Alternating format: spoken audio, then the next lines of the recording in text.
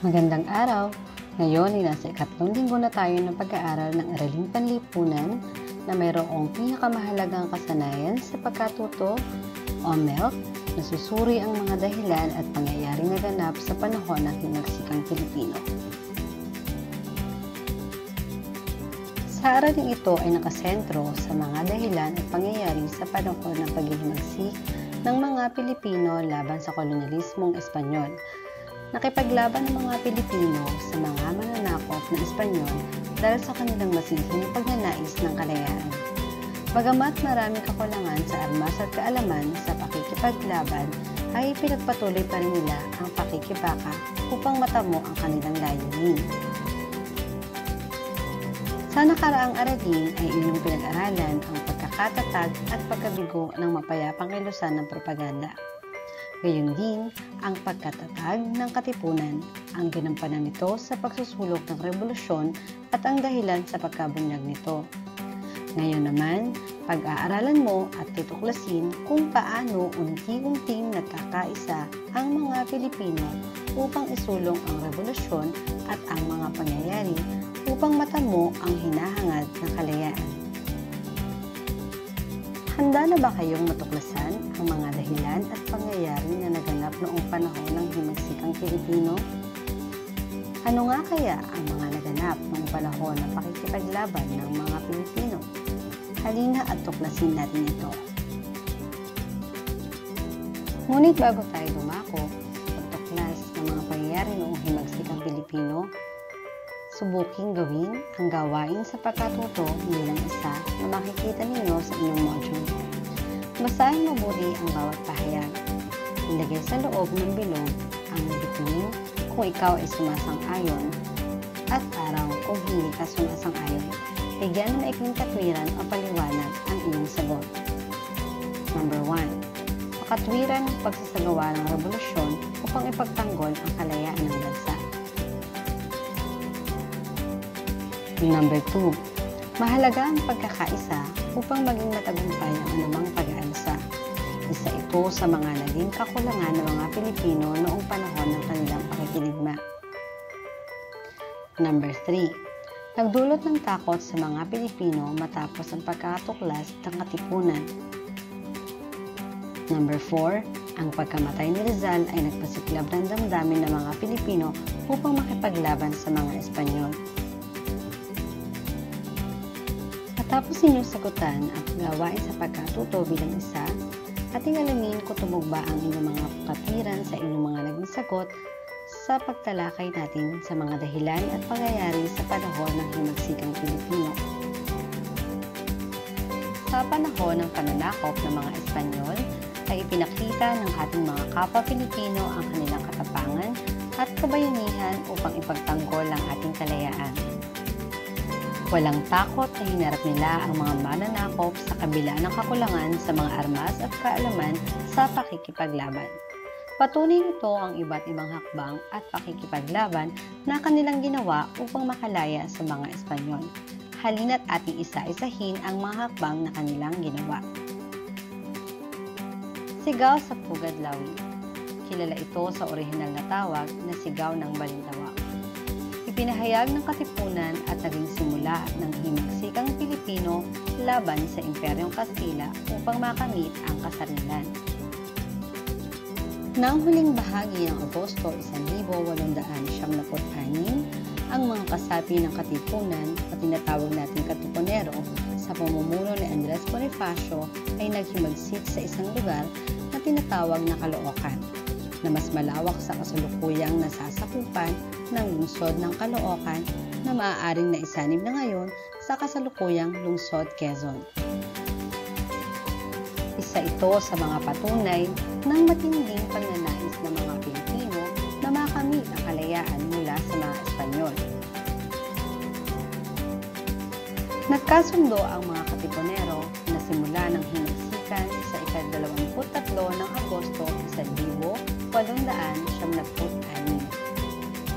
Bilang tanda ng kanilang pagkakaisa at katapatan, sabay-sabay nilang inilabas ang kanilang sedula at sabay-sabay pinunit ito. Sabay-sabay ring sumigaw ng "Mabuhay ang Pilipinas!" Ito ang kinikilalang sigaw sa pugad lang. Hindi lamang ang pagpunit ng sedula ang dapat bigyan diin sa unang sigaw, gayon din ang mga pagpupulong at pagpaplano ng mga katipunero upang itaguyod ang revolusyon.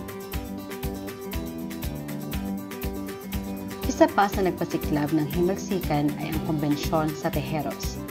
Noong panahon ng himagsikan laban sa mananakop na Kastila, dinaya sa halalan ng Kombensyong Tejeros ang pinuno at pangunahing tagapagtaguyod ng underground movement turned revolutionary government, kataas-taasang kagalang-galangang katipunan ng mga anak ng bayan o KKK na si Generalissimo Andres Bonifacio E. de Castro.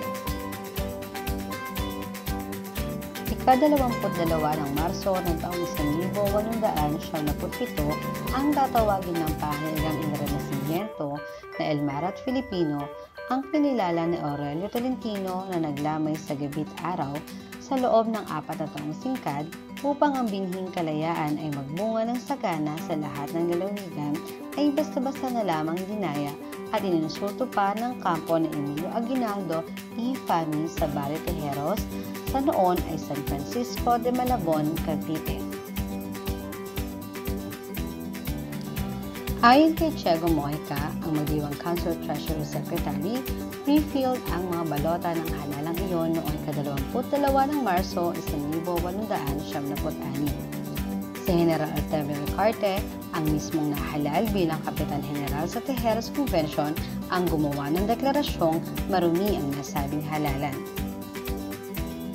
Ayon kay Ricarte, the Tejeros elections were characterized by dirty or shady practices in the manner.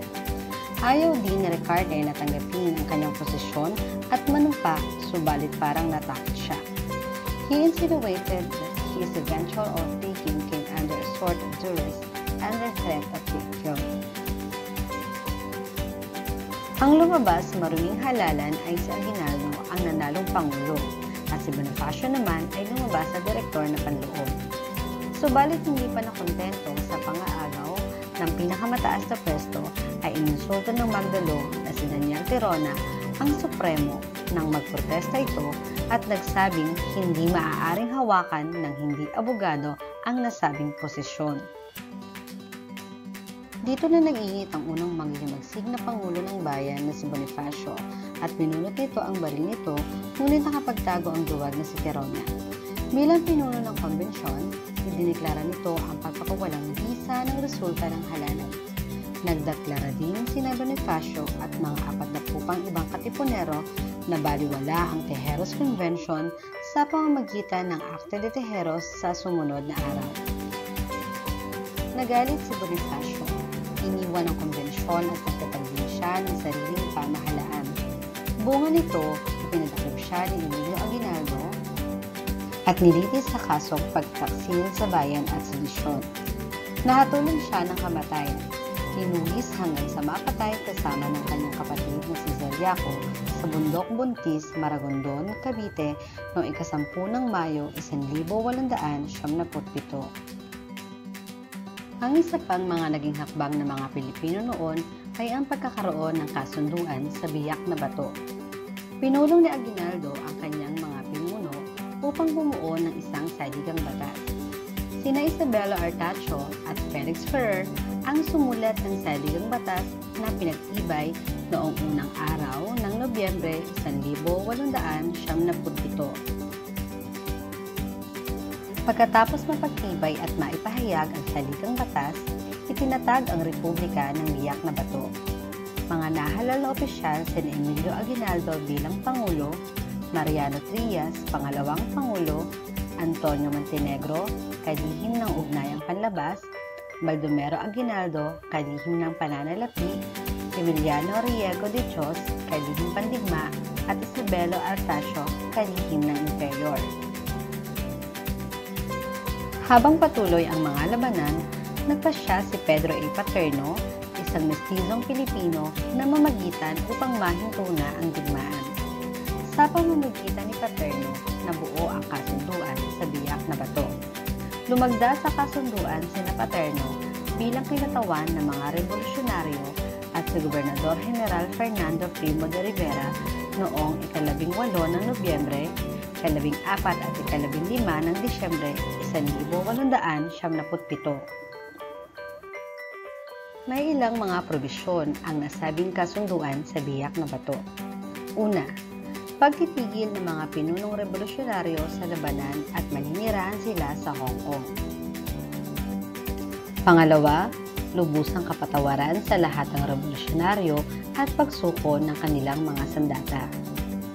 Pangatlo, pagkakaloob ng Spain ng halagang 1,700,000 piso bilang kabayaran sa mga revolusyonaryo at mga pamilya nito, 800,000 piso para sa mga mangingimagsik at 900,000 piso para sa mga mamamayang naghirap dahil sa digmaan.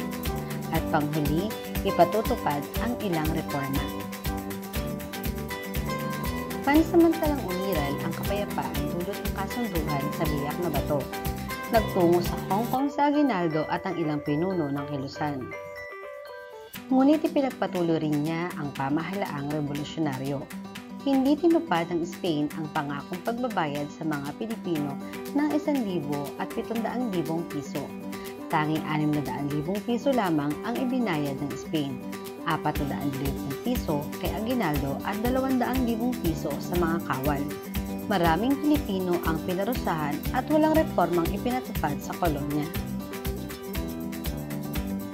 Hindi tumupad ang mga Pilipino sa kasunduan. Inihanda ni Aguinaldo ang salaping tinanggap para gamitin sa iba pang pakikipaglaban sa mga Espanyol. Maraming kawal na Pilipino ang hindi nagsuko ng kanilang mga sandata. Samantala, nagpatuloy ang labanan sa Zambales, Ilocos Sur, Maynila, Cebu, Bohol, Panay at Mindanao. Matapos ninyong marinig ang mga dahilan at pangyayari sa himagsikang Pilipino, tingnan naman ninyo ang inyong module para sa gawain sa pagkatuto bilang 2. Ito ay ang pagbuo sa timeline. Panuto, buuin ang timeline. Isulat ang letra ng mga pangyayari na nasa loob ng kahon ayon sa mga petsa na nasa mga bandila ng timeline. Ang timeline ay isa sa talaan ng mga mahalagang pangyayari na nakasulat ayon sa pagkakasunod-sunod nito. Halimbawa, para sa pagbuo ng inyong timeline, nakita ninyo na ang bawat bandila ay may nakasaad na petsa.